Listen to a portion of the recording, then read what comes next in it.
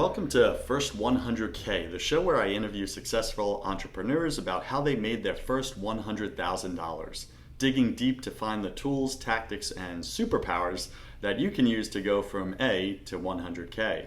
I'm your host, your coach, your friend, Joseph Warren. I'm also the owner of two co-working spaces in Tampa, Florida, where I had the privilege of helping hundreds of entrepreneurs to start, launch, and grow successful businesses. Today, our featured guest is fearless entrepreneur Raphael Perrier, who owns the epic, iconic coffee brand here in Tampa, Florida, started in St. Pete, Kahwa Coffee. So Raphael, welcome to the show. Thank you. Thanks for having me. Awesome. Are you ready to serve up some value to our amazing listeners? Yeah, I think it would be fun, yeah. You see what I did there? Serve up some value, yeah, like coffee? Yeah. Gotcha. Cool. All right, so Raphael, let's just get right into this. And before we do, kind of like share one thing that most people in your business life don't know about you, just to kind of like unpeel the onion and get personal. I'm not easy to work with. I'm not easy to work for. I always tell people you don't want to work for me. So I think that's one thing that people don't see when they don't know me, because I am personable. People I think that I'm easygoing, and I'm not at all. So that's one thing that, you can ask my wife. She's the first one to know that, but I'm not easygoing. How do people take that at first when you're almost talking them out of working for you? I think they're laughing at it at first because they don't believe it. And then once they actually start working and see it, then they don't laugh anymore. You're like, shoot, I should have listened to him. I'm like, I told you so. All right, cool. So we're going to jump right into business here, okay? Take a minute and, you kind of shared that. Let's get right down into it. How much revenue, approximately, right? Because audiences love to know this. How much revenue did you guys bring in last year? Ballpark approximate? 7.5 million. Okay, excellent. So it's been a minute since your first 100K. Yes. Okay, so we're going to go back in time. Mm-hmm. And that's what I'm going to ask of you, okay? First off, I always ask this as well. What are you guys on track to gross this year? This year we're going to go close to 9-10. Awesome. So over 2 million increase. Yeah. Fantastic. Congrats. Thank you. Okay. So Raphael, we'd love to listen to the wisdom of millionaires and billionaires, but we struggle to relate to them because 90% of us entrepreneurs haven't made our first 100K yet. That's just the reality, right? That's where people are at. Take us back to when you were struggling to make your first 100K. Paint us a vivid picture and tell us that story.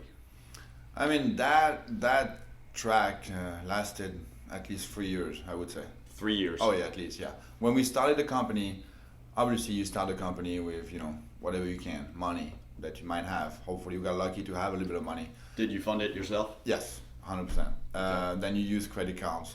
Then you use whatever you can to make ends meet, at the end of the month. How long did your savings last you before you were on credit cards and taking on debt? About a year. Okay. About a year. It took us about 3 months to get one customer. We did only wholesale when we started the company. We didn't do any cafes, we didn't do any coffee shops at all. So the first goal was to try to sell coffee to cafes, restaurants, hotels. So business to business. Exactly, yeah. So it took us 3 months to get our first customer. Our first customers were in St. Pete, small little cafe called Cafe Organic by Mickey, good guy. And, the volume wasn't big, it was a small place. It was like 10 pounds a week of coffee, but that was a start. And then we had our first group, if I can call it. We had 2 locations. That was the Garden and I remember Redwoods, I think, something like that in St. Pete. And so we started little by little, start bringing income in, but revenue, but no income at all. It took us 3 years, I think, to make paycheck. Yeah, which is, I get that, right? And it's- for our entrepreneurs, Yeah. you're listening right now, right? And you're saying to yourself, man, it's been like 6 months. I thought I was going to be making money already. Like you're not, right? You're not. We knew we're not going to make right away, anything. But the 3 years was long compared to what we anticipated. Why do you think that was? Like, if you had, looking back, right? I think because it was a virgin market at the time. I think, coffee-wise, you didn't have much in the Tampa Bay area. I think people were used to have local products. brought to them, and so they're more used to the yeah, the normal Starbucks brand or the normal brands, yeah. or like the national brands, if I can say. Tampa Bay 15 years ago was chain market. Ridiculous here. There was just chain restaurants everywhere. You couldn't approach a chain restaurant to sell coffee. They all had corporate contracts. And I totally get that, because like I brought co-working to Tampa, right? And it was only executive suite models like Regis in Tampa Bay. Exactly. There was nothing else. And the big companies have to compete. So it's just an untapped market that takes a long time. Plus, when you open a restaurant, you open a bar like I did before. You open the place, you do it right, you're packed. You're busy. You keep on doing a good job. You're busy until you sell it or until you get rid of it. When you create a brand, it's a totally different deal. You're asking people to trust you with the product that you create, and to put their business at risk if anything happened to you. So it's a very difficult step for any businessman to say, hey, I'm going to take this coffee, even the guy has been in business for 6 months, I'm going to trust him, knowing that I have no idea who he is or what the brand is, but I'm still going to put my whole restaurant in his hand on the coffee side.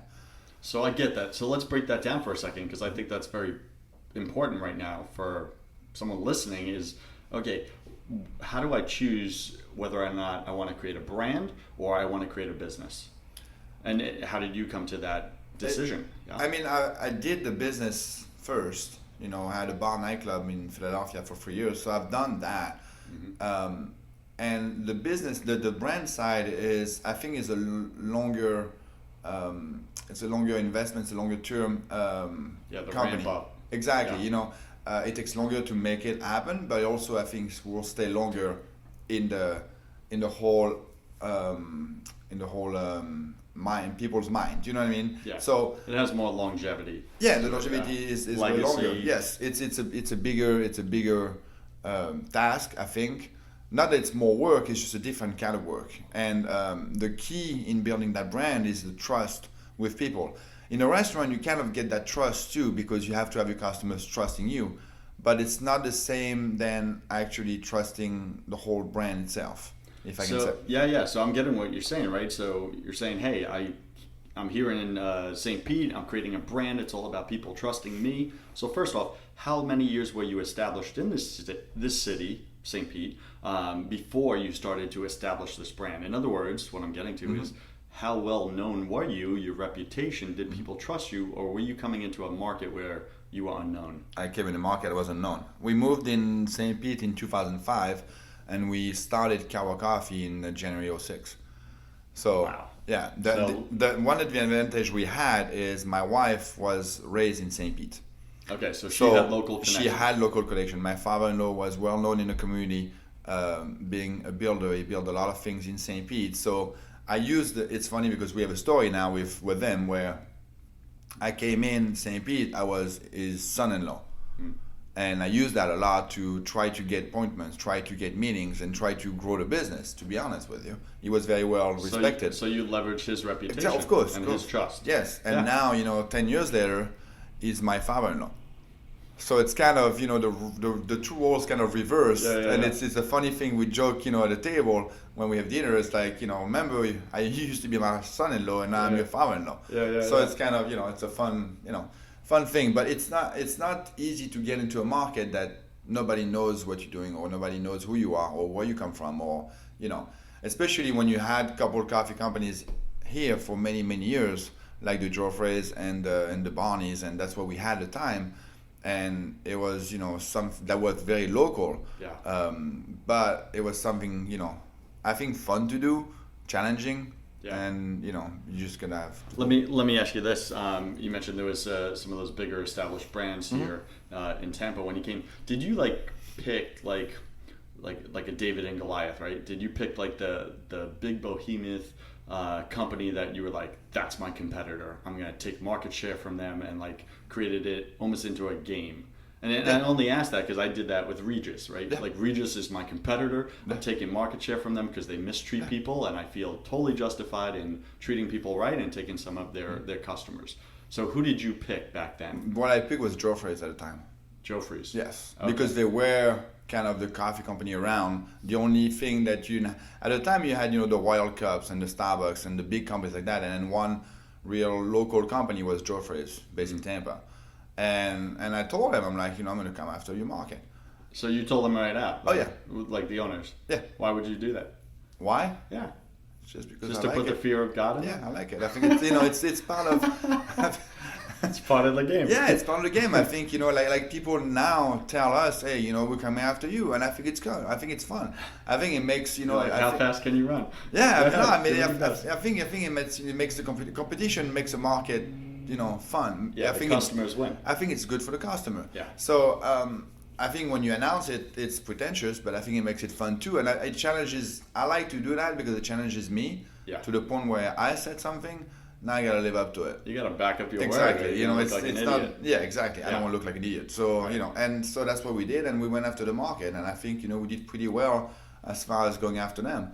I know that they changed their business model, if you want, the last 5-10 years, where they focus on different things than what we've been, and I know they're coming back to the wholesale. They're trying to, but it's it's just a different game now. So Yeah, it's gonna be tough for them to catch up. yeah. Yep. That's kind of cool. All right, so describe to us the biggest fail that you had before making your first 100K. So we're talking like year one. Oh, The biggest fail. The biggest fail. Yeah.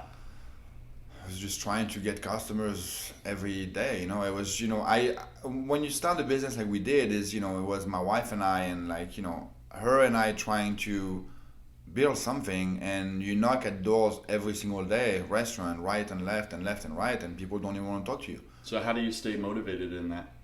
You just have to believe what you're doing is right. You just have to believe that the product that you have is right. You just have to believe that you can do better than what it is now, and just keep on going. Did you have a big enough why? You know how people talk about that, right? As an entrepreneur, you got to have a big enough why that keeps you going, keeps you motivated. I don't think I needed that, to be honest with you. I always believed in what we were doing. Like, I told, when we opened the company in 06, right, with February 06, we called all the press and everybody would come around and like, hey, come see us. We open a coffee company. Yeah, big launch party. Yes, nobody came, right? Except. How did that feel? That felt bad. That sucked hard. That wasn't fun. But so one guy came, Jeff Hook, who at the time was the reporter for the food reporter for the Tampa Tribune. Okay. Right? So he's the only guy who showed up. The guy shows up in the warehouse that we had. We have 10 coffee bags, the big bar laps, with a couple of plants, one table in there. And he's walking around, and I show him what we're doing and this. He tries the coffee. He's like, yeah, it's pretty good. And then let's sit down. And we're sitting down, and he's like looking at me. He's like, Raphael, what are you doing? And I'm like, I'm building the biggest coffee company in Tampa Bay. And he's looking at me. He's like, okay. He's Well, like, what's in your coffee? Okay. What do you want? It's like, it's nice of you to believe that. Now, the funny part is every time I see Jeff around, it's like, do you remember that day that we sat down in your office and you told me you're going to build the biggest coffee company? You're like, oh, I said, yeah, I told you that, right? So, I think it's the key of being able to keep on going is to believe really hard in what you're doing. If you don't believe in what you're doing, then you shouldn't do it, period. So I get that, right? And that sounds really good and warm and fuzzy and everything like that.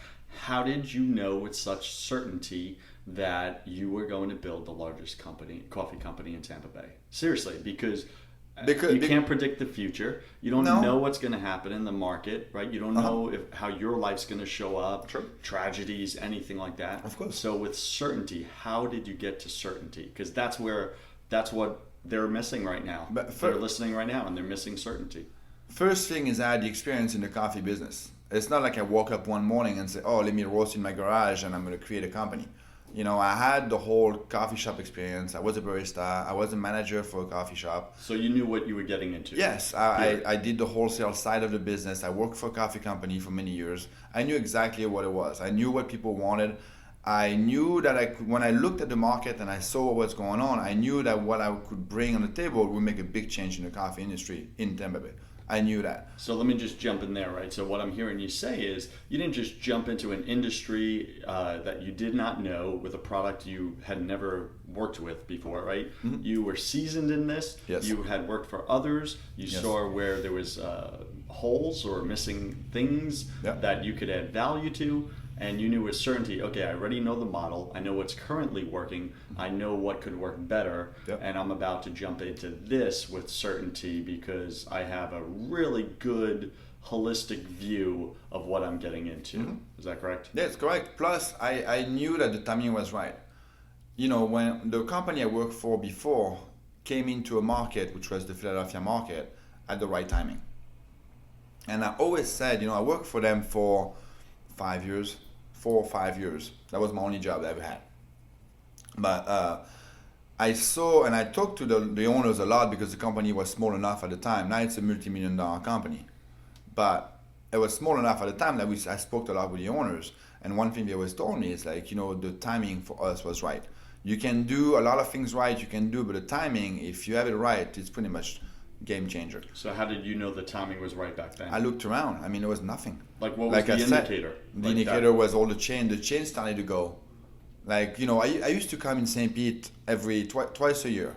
It's when we started dating my wife since 99, right?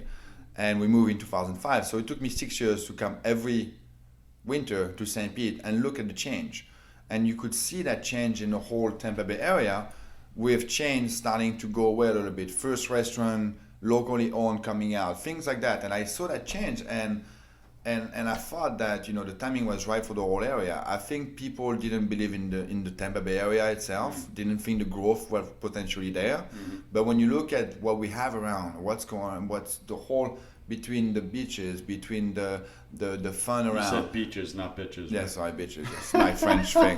Had to clarify. Yeah, we always do that. And I mean, when you look what we have around here, the potential growth was right there. It just needed some people to start moving down from the Northeast, and that's what happened. You know, the last 10 years, a lot of people from the Northeast moved down to the Tampa Bay area, and it started to create a real market right here.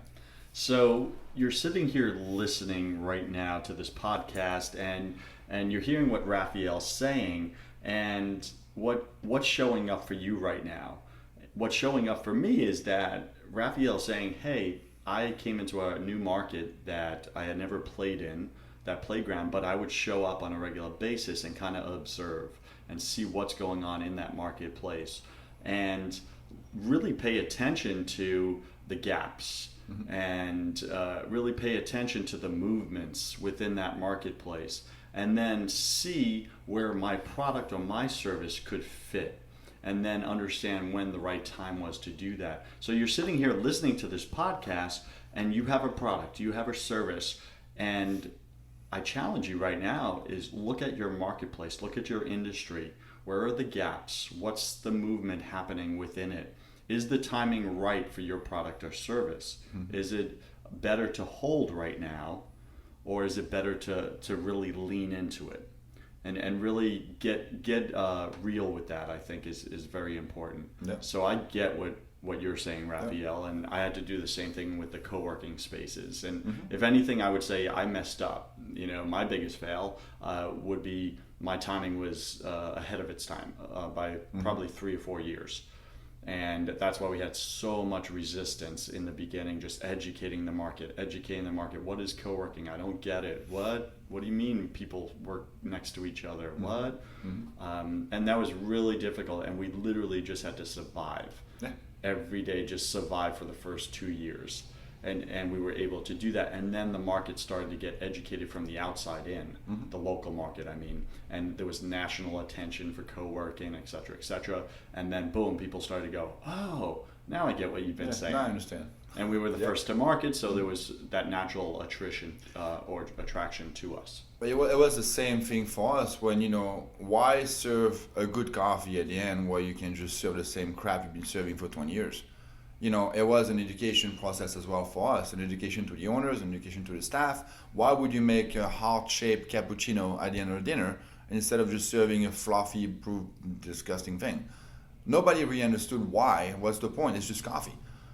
Now, people understood with the market, natural attention the same way. The market changed. Everything changed around that, oh, good coffee has a reason behind it. Oh, actually, it's a product that we should actually enjoy and not just drink it because it's coffee. So it's a coffee experience, not just a coffee. It became a whole experience. It became a novelty. It became art. It became everything that you want to call it now. That is that, you know, 10, 11 years ago in Tampa Bay, I had no idea what coffee really was. You were serving something black that you put sugar and cream in it and drink it. Right. It was a commodity. It was gets just me through the day. Yeah, That's gets me through the day. One thing though that we did different than a lot of companies in the US. People thought that Florida was the left alone market for coffee. Reason, the heat. It's hot, hot, hot, hot. It's hot. People think you don't drink coffee. Right. Who wants a hot coffee with the hot sun shining? Wrong. The market in Florida is as big as anywhere else. You just have to catch it. But actually, if you drink hot liquids, it supposedly cools down your body. Yes, look in Africa. Yeah. That's what we do. We drink hot tea all day. Right. So that's where the name Kahwa comes from. Kahwa right? comes from Africa. Exactly. Yeah, yes. yeah. It comes from I actually knew that. Ethiopia. Yes. That's the original name for coffee. Exactly. Yes. Right. I just wanted you to drop that in, right? See how I did that? Okay, cool. All right, so Raphael, we all have fears. What fear was holding you back from winning at that time in your business? Get real with us. What was the fear, that little voice in the back of your head? The fear is always the same. Like we moved here, we bought a house, we had a kid, and we started a business. So you put everything into one basket, and that's the biggest fear. Is that you can lose anything you have, or everything you have. When you're 20 years old, you don't have a wife, you don't have a kid, and you can do anything you want in the world. And I did that. Mm-hmm. But then when you start something else, and then you have a kid, and then you have a house, and you have a wife, and you have a life, that's the fear that you have. Am I going to make it? It's bigger than you now. It's huge, yeah. It's not just you, okay, tomorrow I start again. No, you got to start again with everything that goes with it. And it's that for me was the biggest fear, was to lose everything and I start again. But on the other side, I never really worried about it every day, because otherwise I would have stopped what I was doing. It wasn't working. So you didn't give it energy? No, I didn't, because it's a normal feeling to have. What was the actual, if you could articulate it, right? Because we all have that little voice in the back of our head that says, you're not good enough. Mm-hmm. You're never going to make it, etc. What was specifically, how was that fear being articulated to you that you were ignoring? Like, what was that sentence? What was that statement that your mind kept bringing? I didn't have it. To be honest with you, I just kept on going. I just didn't pay attention to it's. What was the actual fear, though? I'm not going to let you off the hook here. Like, literally go there for a second, right? It's the fear. Are you going to make it or are you not? It's as simple as that. But you can't. I'm someone that gets up in the morning and just goes for it. And sometimes I don't even listen to negatives or to positive, whatever you want to call it. I just go for it. You just don't listen. No, I don't. It drives my wife crazy, but I don't. I just do it. Yeah. I just do it and I go for it. And I think that it's one of the qualities that I have, and one of the default also that I have. Exactly, it's a weakness at the same time, because I just go for it, and I got my wife saying, "Hey, calm down. Let's look at it. And I'm like, no, let's just go." And that's what I did with the company. Is like, the fear. Everybody has fear about everything, but business-wise, I didn't really care about the fear or not. I just believe that if you don't go for it, you'll never get it. So you better live with trying something than always regret never trying. Yeah. So you were married at the time when you launched the business, is that correct? Yes. Okay. And I'm still married, so it's good. Yeah. You made it through. You have a successful business and a successful marriage simultaneously. You built two empires. I guess, right? Right? Yeah. No, not I guess. I know Sarah. You guys are awesome together, okay? So let me ask you this, right? How did that show up for you, right? Because you mentioned the risk of having a wife, kids, all that other stuff. Not just you could fail, but you could lose it all, right? Yep. How did that show up for you as a married man, having a woman that either supported you or, and I'm not gonna say anything negative here about Sarah, but for our listening right now, they're married, right? And maybe their spouse is like, you can't do this. You can't put us at risk. Yeah. Like, what are you thinking? Don't you love me? Like, what if this fails? What about that? What kind of chatter was going on back then for you guys? But the different things that we had, I think, is she was with me doing the business, so she had to believe in it too. We were in there together. It's not like she was having another job and making 80 grand right there, and I'm making nothing, and she keeps on telling me, "You're not gonna make it." Got it. So that was one good thing that we had. The tough part of what we did also was that when it works, it's like everything else. When it works, everything is beautiful. When it doesn't work and you don't make money, then it's tension on all day long. Not just at work, at home. We used to argue all the time with the kid, without the kid, with this, with that. It's an argument, constant argument, because the money factor is not there. And no matter what you want to say, and I agree, you can be happy without money, but it's tough to be really happy without anything. As much as you want to say it, it helps. So we had that argument. One thing that I keep on saying is like, trust me, it's gonna work, because she's, I would say, realistic, and I'm not. I'm more a dreamer, idealist. Yeah, and you know, I get that. I'm just, you know, I'm dreaming all day. Oh, we'll do this, and we'll do this, and we'll do that. It's like, why can't I? Yeah, no, I can't.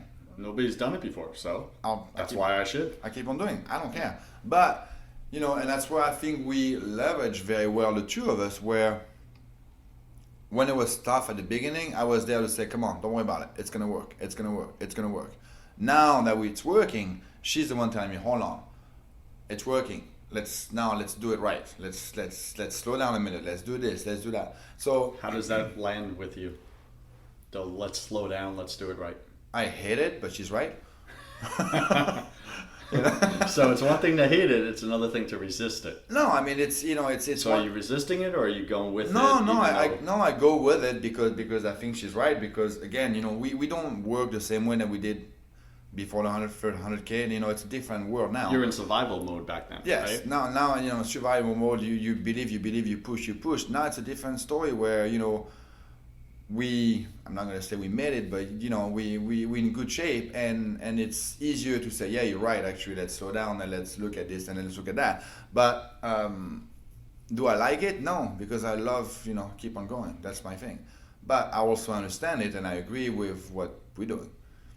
Love it. So now I'd like you to describe the aha moment that inspired your biggest win back then and pushed you over the first $100,000 mark. What was that first aha moment that just pushed you over? The first, so when we started the company, right, we had maybe, I don't know, 20, 30 customers at a time. And I get a phone call from someone that I work with in Washington, D.C., which was a distributor, coffee distributor for the old company I used to work for. The guy calls me up, he's like, listen, that company is cutting me off. They don't want me to sell their coffee anymore. They want to go direct. I have about 80 accounts, 100 accounts in Washington, D.C. Do you want it? I said, sure. The answer is always yes when you're making your first 100K. Exactly. You know, then so it took, you know, a line of credit from a bank to get the equipment to be able to take the whole market up there, if you want. And that was our big, without knowing, the ex company I work for gave me the break that I needed to actually make it. Wow. And that was for us the big haha moment of like, you know, that's it, we're making it now. So what I'm hearing you say is that an existing relationship that you kept working actually created that first push over the $100,000 mark. Yeah. So you're listening right now to this podcast. What are those relationships in your life right now that sometimes you're like, you know, why do I even care about that person? They've never done anything for me, right? Because that happens to all of us. It's like, of course, you know, oh, they're asking me to go to coffee. I don't really want to go to coffee. You know, I'm just, I'm busy. I'm hustling. I'm making my first 100K. It's like, why do I need to spend time with these people who are not giving me something now? I asked them for help now, and they said they can't or no. Why should I nurture that relationship? I think that you can't expect things from people. You know, I believe that in life there's a reason for a lot of things. There's a reason for everything. But you can't just plan yourself, okay, I'm going to meet with them because I need this, I'm going to meet with that one because I need that. You can't do that. If you do this, then you're going to shoot yourself in the foot because it's not going to happen. So you can't just take. No, I believe in life it's about giving. And, you know, if you can, give. If you cannot, try to do whatever you can to give anyway. But at the end of the day, if you give, it's going to come back. You know, karma in life, it's very simple. You being good, it's going to come back twice as good. So we hear that all the time, right? And I'm going to sit with that just for a second because I know personally I've struggled with that for years. People like, Joseph, it's going to work out. Just keep doing the right thing. Look at it. Right? Keep doing the right thing. And I'm like sitting there and I'm like, yeah, well, it's not working now, and I got bills, right, and I got all these things coming up at the end of this month, Yep. and karma is not paying them, right? Yeah. So F you, karma. Like, yeah, I'm a caring guy, I have a big heart, but at the same time, if I'm caring for others, it's tough to sit with, why aren't they caring back? Yeah. Why aren't they opening doors back? It's like when I was starting this company, I have so many friends, and I'm not like, stroking my ego here. I'm just saying what it is. I had so many friends that were doing tens of millions, hundreds of millions. One of my friends is a billionaire, and they did not open any doors for me. And that was so difficult to just stay humble about it. And I'm not saying I did that well. My ego showed up many times. Why not? Expect that. Why not say, hey, I helped you and you're like doing hundreds of millions. Why would you not open a connection or a door for me? Because you gotta look at it on your side now. Would you do that for those people? Would you help them out tomorrow? I would. Case by case, yeah. Would you? I would if they were willing to help themselves, right? Exactly. Yeah. So maybe those people were not the right people at the time to help you. Maybe those people thought that you needed to learn by yourself also. There's the karma thing doesn't work just, oh, I did this and I'm expecting that tomorrow. That's not the way it works. You know that. It's just I believe you gotta keep on doing what you can to help others, but you can't expect karma. It's not something that's coming out. So we're human, right? Yeah. And I get what you're saying. At the same time, in the back of my head, there is selfish agenda. There just is. And you can't tell me you don't have it, and you're listening right now, and don't tell me you don't have it. We all have a what's in it for me voice in the back of our head, course. right? So how do you shut that down? You don't shut it down. You just make it happen for yourself. You want this for yourself, just make it happen. Don't ask karma or anybody else to help you. It's up to you to make what you want. It's you really want it, go for it. We live in a country now that's the only country in the world you can do anything you want. Yeah. Anything. Yeah. Anything you want. I come from France. Trust me, it's a beautiful country, beautiful food, beautiful wine, anything you want, but there's half of what you can do here that you can do over there. It's just, anybody can do anything in this country. You want it, just get it. That's all, simple as that. And you can't expect the karma or your friends or anyone around to just bring you higher or help you out. So the way you're describing it, Raphael, is very idealistic, right? I think I went totally the different approach where I was just disgruntled and kind of annoyed at some of my friends, but I kept it to myself, right? I didn't tell them that. I just kept the relationships going, but deep down I felt bitter. Why didn't they help? Why aren't they helping? And then eventually I just got to the point, in a roundabout way, I guess, of what you're describing, where I was just at the point, well, shit, no one's going to help me. So I guess we're going to figure this out ourselves and make it happen and build a business, or get the heck out of the business. And that's how you settle for mediocrity with something else. And that was so appalling to me, the thought of going back to a 9-to-5, that I was like, fine, we're just going to do it. And I was complaining the whole way. But somehow, even with the complaining, just putting my big boy boots on and just sucking it up, stop complaining and just do it. Go take consistent actions in the direction of the vision. It works. It does work. So I think your approach is better because you actually weren't bitter about it like I was. The thing is, I moved from France. I was 21. I got lucky enough. My parents, sent me to school for 1 year here. I graduated from here.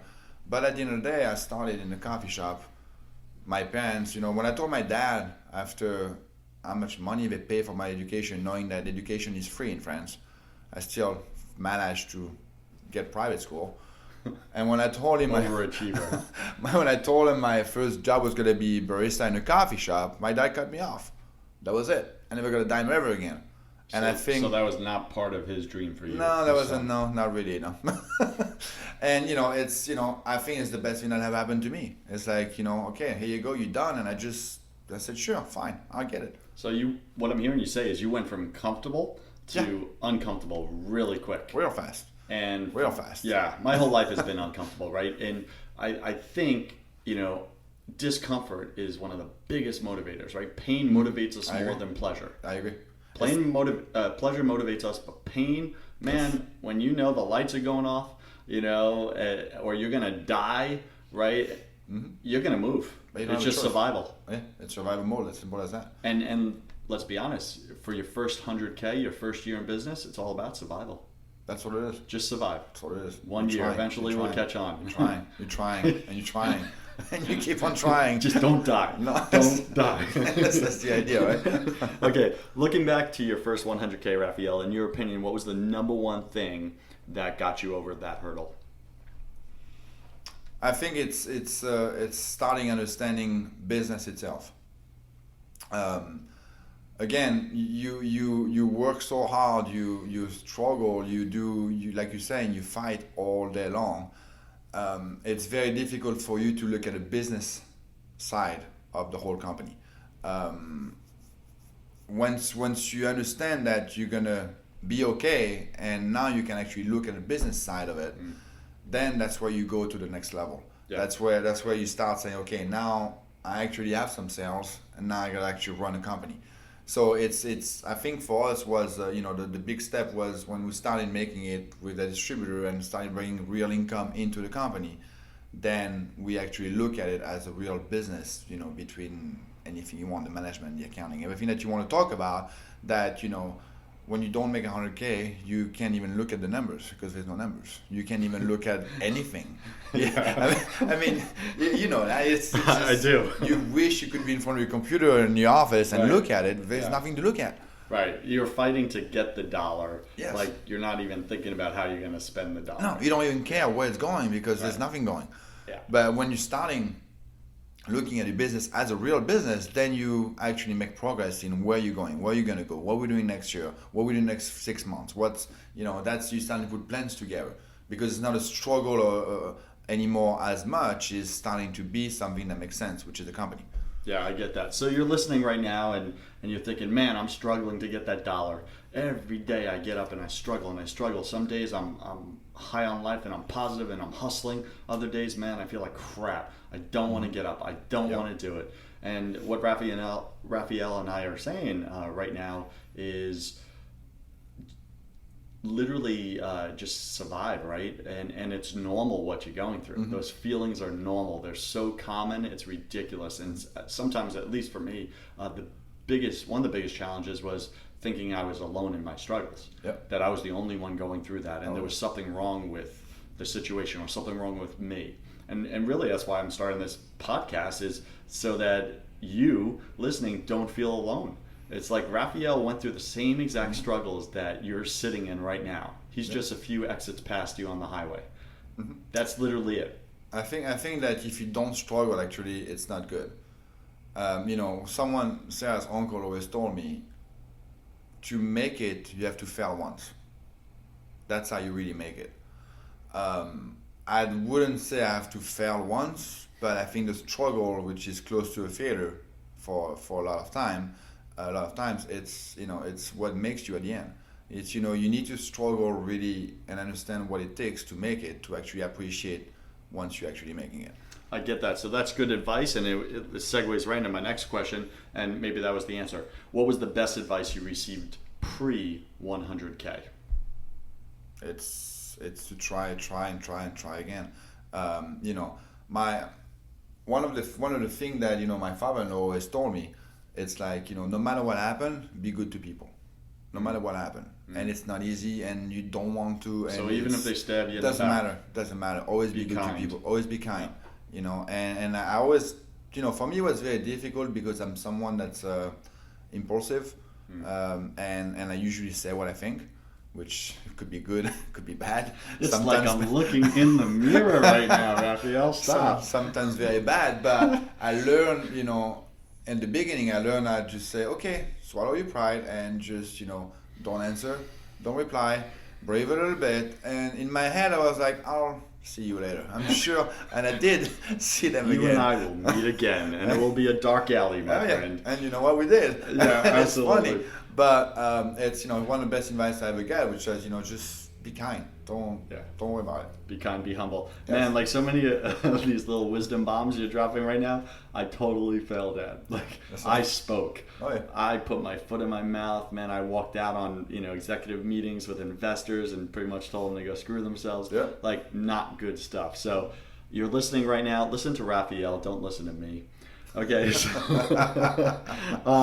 share one of your daily habits back then, Raphael, that helped you get to where you are today. A daily habit. Having a coffee every morning in my office. Say that again. Having a coffee every morning in my office. One of your coffees, okay? The reason why it helped because the coffee is good. And every morning I started with a coffee and reminded myself that actually I was doing something right. So what I'm hearing you say is every morning you started with a taste of your own product. Yes. And it just literally fueled, not just, the caffeine didn't just fuel your day, but it fueled your belief in your own product. Exactly. When I kept on drinking that coffee every morning, I was like, that's a good product. Cool. So it's going to work. Cool. What's your favorite website, app, or digital resource back then? If nothing shows up, maybe now, and why? I don't know. I'm not a big digital guy, to be honest with you. I do the Facebook and the and the what do you call it, the Instagram and all those things, but I don't know. If you were starting over right now, like what would you be using to kind of build your brand? I think Facebook was a great tool for a lot of people. It's getting over now, but I think it's been a game changer for a lot of businesses, especially in retail, and especially in the restaurant business, especially in it allowed you to communicate with your customers face to face instantly. So I think the Facebook is the biggest app, I would say, that changed businesses. Can we do without Facebook? Yeah, I do believe we can, but it's going to be very difficult to change that. Okay, cool. All right, so we're headed right into the hustle round. This is where, Raphael, I'm going to ask you 12 quick fire questions. Jeez. And you'll have 3 seconds to answer each. Oh my. Are you ready? Sure. Okay, here we go. First thing that comes to you. Yes. What's your favorite sound? Screaming. What's your least favorite sound? Screaming. When you were a child, what did you want to be when you grew up? A lawyer. What are you most afraid of? Nothing. If you were afraid of something, what are you most afraid of? What would it be? Spiders. What did you spend too much time doing your first year in business? Thinking how I can make it better. What secret fear do you have about people? Being fake. What do you wish you had learned sooner in business? How to delegate. What is a new habit that you want to form now? Playing golf. What is a bad habit that you want to break?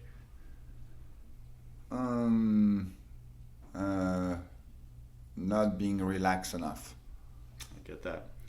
Pick 3 words to describe who you are right now. Outgoing, good looking. I was going to say something. And determined. Okay, determined. Pick 3 words to describe who you were back then. Year 1. I would say outgoing, good looking, determined. Okay. Imagine sometime in the distant future, and there you are standing in front of your tombstone. Read to us what it says on it. To a great father, a great husband, and someone that enjoys life. Awesome. And if you could come back to life and tell your friends and family only one piece of advice, what would you say to them? Just live life every day. Enjoy it. Got it. Raphael, what's the best way for our listeners to get in touch with you? You can call my cell, or you can just send me an email at kahwacoffee.com. My email is there, rperrier@kahwacoffee.com. Excellent. And we're not going to share your cell on this. No. Okay, cool. Right. So Raphael, you'll get some interesting text from the competitors. Right. Raphael, thanks for joining us today, and I wish you peace, love, and superpowers. Thank you. Yeah, Thank you're you for having welcome. me. Okay, so head over to First 100K for even more tools, tactics, and tricks that you can use to go from A to 100K. I'm your host, Joseph Warren, and you were made for greatness. So stop being a wuss and start being a winner. Have a blessed day, and I'll see you on the next show. Cheers.